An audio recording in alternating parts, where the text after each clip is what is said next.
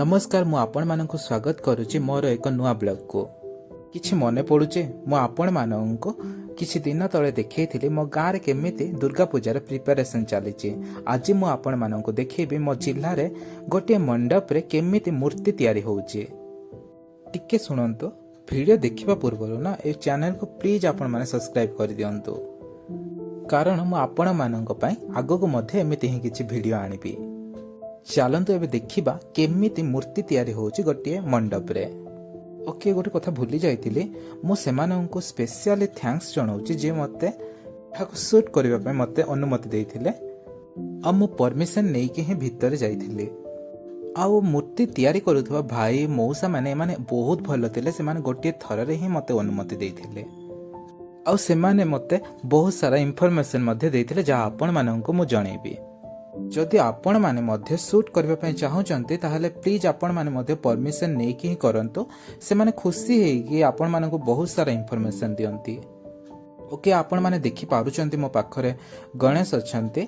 तो एबे जो मो सामना रे अछंती से होउचंती मां लक्ष्मी को मूर्ति। यह एबे कंप्लीट मध्य हे नै माने 50% मध्य यार काम हे नै, कारण एबे नुआ नुआ ए सब काम स्टार्ट हेचे। थारे एबे केवल छण बा कि आको कुटा मध्य कहते जो धान गछर जो डाल सब आम घरे तो आको नड़ा कह जाए। मु जानी ना एठी कौन कहउचंती आको। एटा होची मां लक्ष्मी को मूर्ति। तले गोटे पेचा होची सेथिपाई मु कहले एटा होची कार्तिकेय को मूर्ति। एटा होची आम प्रिय सरस्वती मां को मूर्ति। एक्चुअली से बत्तकटा मते बहुत भलो लागुतला। एठी एबे मुंड करा जाय नै, बोधे परे से माने करिवे, कारण बहुत कम भी दिन रहिला। एते शीघ्र केमिति करिवे के जाने मु भी जानने, किंतु मो भाई को पचारथिले से कहउथिले तांको अनुसार बहुत समय अछि, से बहुत शीघ्र शीघ्र काम कर देबे। ओके एबे चालंतु देखिबा मां दुर्गा को मूर्ति को। ए होचने मां दुर्गा। एक्चुअली एटा क्लियरली देखा जाउ नै, कारण पछपटे सूर्य रश्मि बहुत आसुथला। मां को मूर्ति आगो को मु जिबा पई मते साहस भी नथिला, कारण आम घरे कहंती मां को पूजा रे बहुत सारा नियम थाए। और जो भाई ए मूर्ति को तैयारी करुथिले से मध्य कहउथिले मां को मूर्ति तैयारी करिबा समय रे मध्य बहुत सारा नियम को पालन करिबा पई पड़े। भाई गोटे नियम कहिथिले जेतेबेले मां को मूर्ति तैयारी होए सेतेबेले कोनोसे झियो हो बा महिला को छाई ए मूर्ति ऊपर जेमति न पड़िबो। आउ भाई एहा मध्य कहिथिले जेतेबेले चक्षुदान करा जिवो मूर्ति रे तो से माने चक्षुदान करिकि पळेबे। तापर मु पचारतिले तमे एते माटी कोठु आनिलो मूर्ति तैयारी करिबा पई।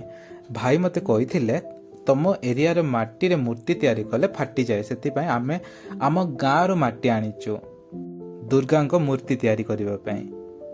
तापर मो भाई को पचारथिले ए माटी रे एमिते कोन खास रहिचे जोटा नवरंगपुर रे तुमको मिलला ने, तमे कलाहांडी रो आनिचो।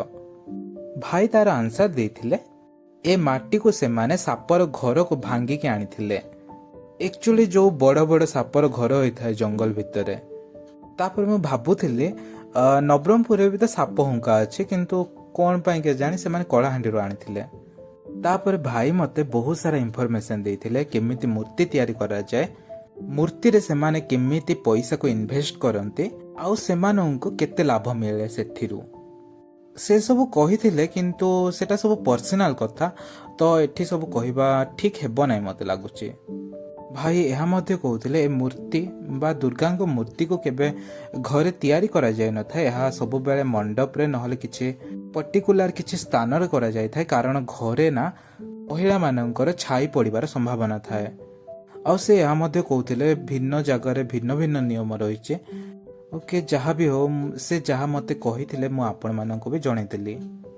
ओके आपण माने देखि पारुचंती मौसा केमिति सरस्वती को मूर्ति को तैयारी करूचंती, आउ केते स्पीड रे करूचंती भी। से कहूथिले दुर्गा पूजार मूर्ति तैयारी करिबा परे से माने नवरंगपुर गजलक्ष्मी पूजा पई मध्ये से माने मूर्ति तैयारी करिवे। एमाने ना बहुत वर्ष हेलानी ए मंडप रे मूर्ति तैयारी करूचंती। मु मध्ये देखिचे ए मंडप रे ना मूर्ति बहुत सुंदर हुए। एठी कादो लिपा जाउचे मां लक्ष्मी को मूर्ति को। किछि समय पूर्व आपण मानक देखिथिली ना एठी केवल कुटार कनेक्शन करा जायथिला, एबे ताको पूरा शीघ्र शीघ्र कादो लिपा जाउचे। ଭାଇ କହୁଥିଲେ ନଡ଼ାକୁ ବାନ୍ଧିବା ବହୁତ କଷ୍ଟ ହୋଇଥାଏ କିନ୍ତୁ କାଦୁଅ ଲିପିବା ବହୁତ ସହଜ ହୋଇଥାଏ, ତାହା କମ୍ ଦିନରେ ମଧ୍ୟ ହେଇଯାଇଥାଏ। ଭଗବାନ ବି କରନ୍ତୁ ବହୁତ ଶୀଘ୍ର କାମ ଏମାନଙ୍କର ସରିଯାଉ, କାରଣ ଆଉ 3-4 ଦିନ ପରେ ନବରାତ୍ର ଷ୍ଟାର୍ଟ ହେଇଯିବ। ଭାବନ୍ତୁ ଥରେ ମୂର୍ତ୍ତି ତିଆରି କରିବା ପାଇଁ ବହୁତ ଦିନ ଲାଗୁଛି କିନ୍ତୁ ମାତ୍ର 4 ଦିନ ହିଁ ପୂଜା ହୁଏ। କିନ୍ତୁ ସେ 4 ଦିନ ମଧ୍ୟ ଆମକୁ 4 ବର୍ଷର ଯେତିକି ଖୁସିର ଫିଲ୍ ନା ସେତିକି ଦେଇଥାଏ। ଏ କାରିଗର ହିଁ ସବୁ ମୂର୍ତ୍ତି ତିଆରି କରିବା ସହିତ ମୂର୍ତ୍ତି ପଛରେ ଯେଉଁ ତୋରଣ ଟାଇପ୍ର ଥାଏ ନା ସେ ସବୁ ମଧ୍ୟ ଏମାନେ ହିଁ ତିଆରି କରିବେ।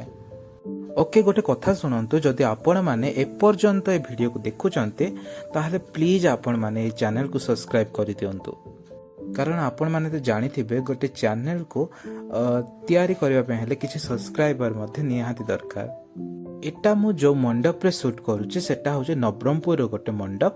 ନବରଙ୍ଗପୁରରେ ନା ବହୁତ ସାରା ମଣ୍ଡପ ରହିଛି, ସବୁ ମଣ୍ଡପରେ ନା ବହୁତ ସୁନ୍ଦର ସୁନ୍ଦର ମୂର୍ତ୍ତି ତିଆରି କରାଯାଇଥାଏ। ମୁଁ ତ ଏ ମଣ୍ଡପ ସବୁକୁ ପିଲା ବେଳୁ ଦର୍ଶନ କରି ଆସୁଛି, କିନ୍ତୁ ଆପଣମାନଙ୍କୁ ଏଥର ଆସିବା ପାଇଁ ପଡ଼ିବ ନବରଙ୍ଗପୁରକୁ ମଧ୍ୟ। ଯଦି ଆପଣମାନେ ନବରଙ୍ଗପୁରକୁ ଆସୁଛନ୍ତି ତାହେଲେ ପାପଡ଼ାହାଣ୍ଡିକୁ ମଧ୍ୟ ନିଶ୍ଚୟ ଆସନ୍ତୁ।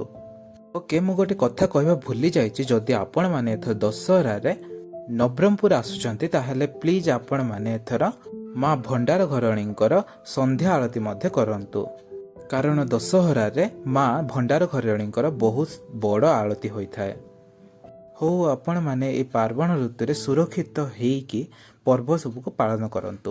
ଆଜି ପାଇଁ ରହୁଛି, ଦେଖା ହେବ ମୋର ଗୋଟିଏ ନେକ୍ସଟ ବ୍ଲଗରେ। ନମସ୍କାର।